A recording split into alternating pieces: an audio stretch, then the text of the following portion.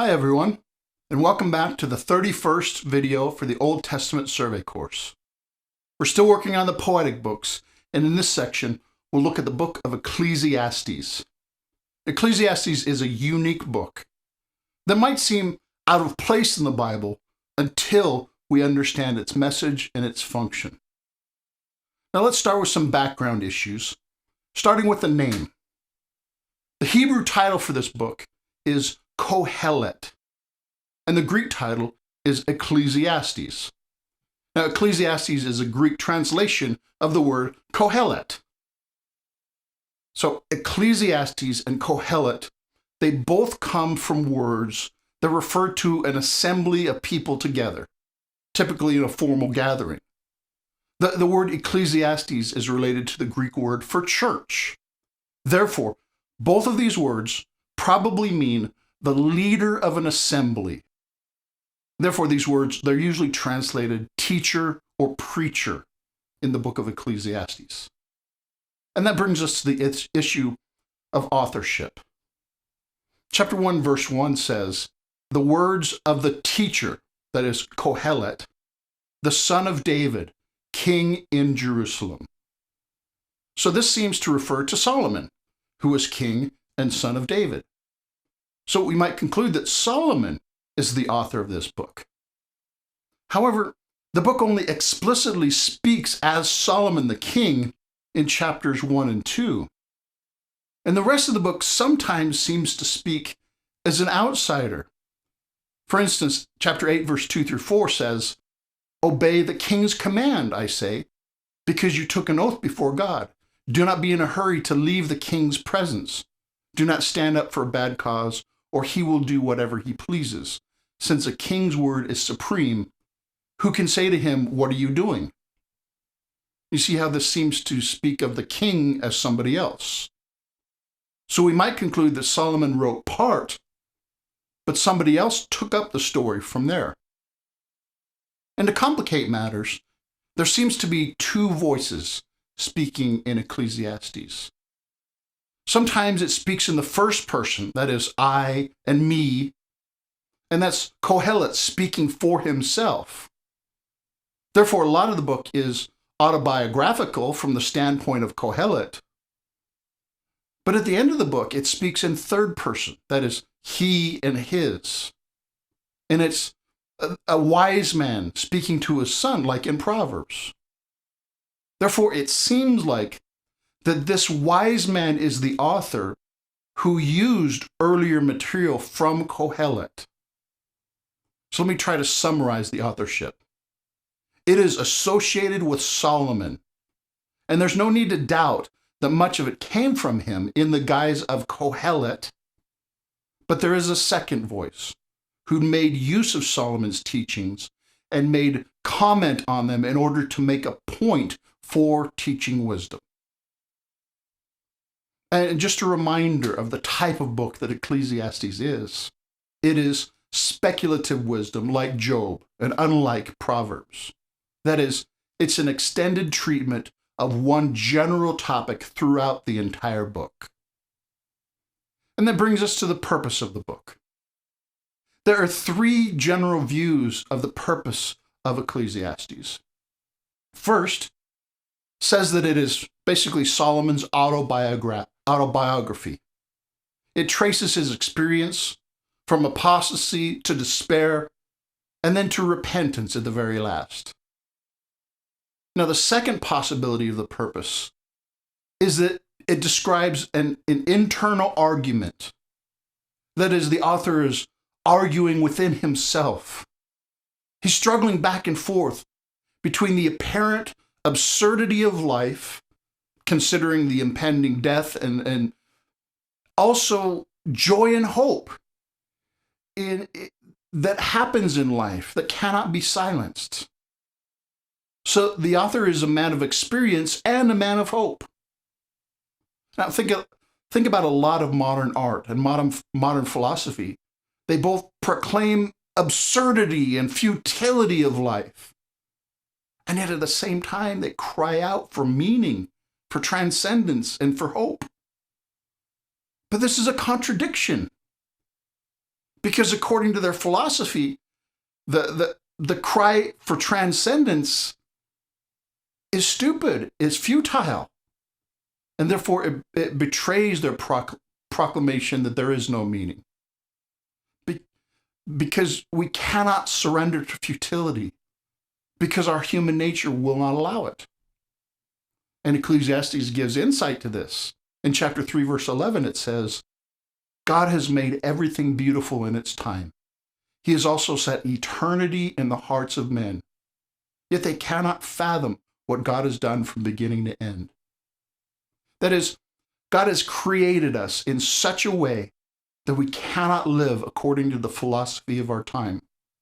Because deep down, everybody knows that there is an objective meaning in morality, even though we may deny it. Then the third view of the purpose is that Ecclesiastes is basically playing the devil's advocate. That is, the book speaks as though fully embracing the secular view of life in order to highlight the dreariness and the absurdity of trying to live life without God. In other words, it's kind of an apologetic work. It's a criticism of skepticism and secularism. And it is an affirmation of faith, kind of backwardly, because it shows that the skeptic cannot live in his skepticism. So Kohelet plays the skeptic, the doubter, the unorthodox, who finds that the result of his doubt is absolutely unlivable, and who then is corrected by the wise man in the epilogue. The epilogue is then the orthodox, the source of the positive teaching of this book by way of contrast. Thus, the book as a whole shows that the world is broken, and life without God is the height of brokenness, despair, and hopelessness. And it is not possible to make sense of this world as it is now if we don't look to the future age and to the spiritual realm. Because life considered without God is meaningless. And every road but one leads to vanity. So this book shocks us into being honest about secularism in its emptiness, in its hopelessness. We're forced to conclude that nothing matters without God, so that we are prepared to hear the good news that God exists, and therefore everything matters, because he will bring every deed into judgment. And our society desperately needs to hear this message. A life spent chasing fame, wealth, pleasure, promotions, bling, toys, and watching baseball, it's all ultimately pointless and meaningless without God. But then very quickly afterwards, we need to proclaim the message of the hope of the gospel. So Ecclesiastes must be considered in light of the rest of the Bible, which points beyond that which is under the sun, which points to the great God and his plan of salvation and scrub. So now let's look at the organization of the book. First is the introduction in the first 11 verses. And this gives a theme of the whole book, that everything is vanity. Everything is meaningless. And that introduction sets the tone for the rest of the book. And then there is the main body with its chaotic organization. It's hard to outline the center part of this book. But its message is that everything ends in death. So life is vanity, with just a few bright spots along the way. And then is the conclusion of the book. And this wraps up the book and gives the moral of the story. In light of what has been said, fear God and keep his commands. Because life does have meaning. Because it takes its meaning from God. So now let's look at the content by looking at a few key verses which summarize the content. First is Ecclesiastes chapter 1, verses 1 through 11, which is the entire introduction. And it says, "The words of Kohelet, son of David, king in Jerusalem. Meaningless, meaningless, says Kohelet, utterly meaningless. Everything is meaningless. What does man gain from all his labor at which he toils under the sun? Generations come and generations go, but the earth remains forever. The sun rises and the sun sets and hurries back to where it rises. The wind blows to the south and turns to the north. Round and round it goes, ever returning on its course. All streams flow into the sea, yet the sea is never full. To the place the streams come from, there they return again. All things are wearisome, more than one can say. The eye never has enough of seeing, nor the ear its fill of hearing. What has been will be again. What has been done will be done again. There is nothing new under the sun. Is there anything of which one can say, look, this is something new? It was here already, long ago.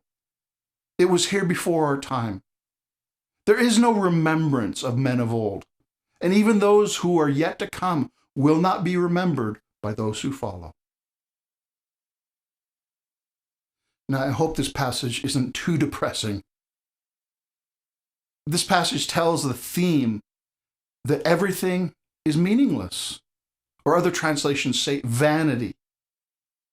This word translated meaningless or vanity, it has the connotation of a vapor, a puff of smoke that is here for a moment and then is gone. And Kohelet says that all of life is like this. And so he asks, then what's the point of anything? What does anything profit if it eventually disappears? I mean, think about it.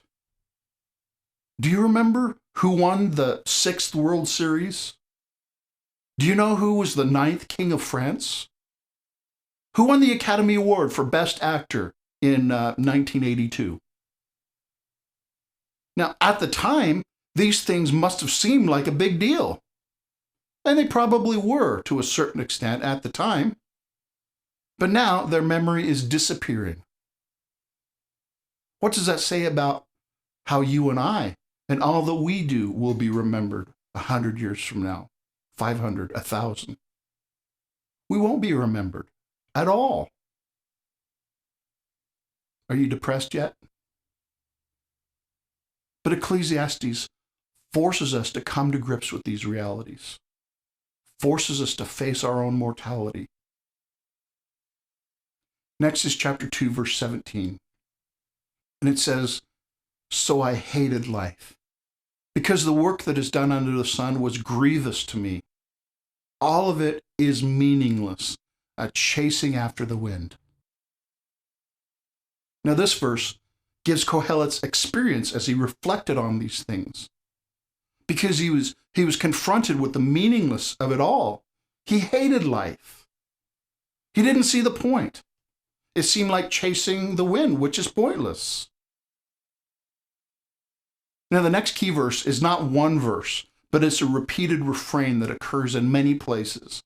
And the phrase is, "This too is meaningless." See, Kohelet tells how he explored many ways to find meaning and significance. He did this, did that, tried this, tried that. But after each one, he considered that it would end with death. And so he concluded, this too is meaningless, one thing after another. Next key verse is chapter 5, verses 1 through 7. And it says, "Guard your steps when you go to the house of God. Go near to listen, rather than to offer the sacrifice of fools who do not know that they do wrong. Do not be quick with your mouth. Do not be hasty in your heart to utter anything before God. God is in heaven and you are on earth, so let your words be few. As a dream comes when there are many cares, so the speech of a fool when there are many words. When you make a vow to God, do not delay in fulfilling it. He has no pleasure in fools. Fulfill your vow. It is better not to vow than to make a vow and not fulfill it. Do not let your mouth lead you into sin, and do not protest the temple messenger, my vow was a mistake. Why should God be angry at what you say and destroy the work of your hands? Much dreaming and many words are meaningless. Therefore, stand in awe of God. Now, this passage gives Kohelet's attitude towards God, or at least a glimpse of it. God is to be taken very seriously and held in awe.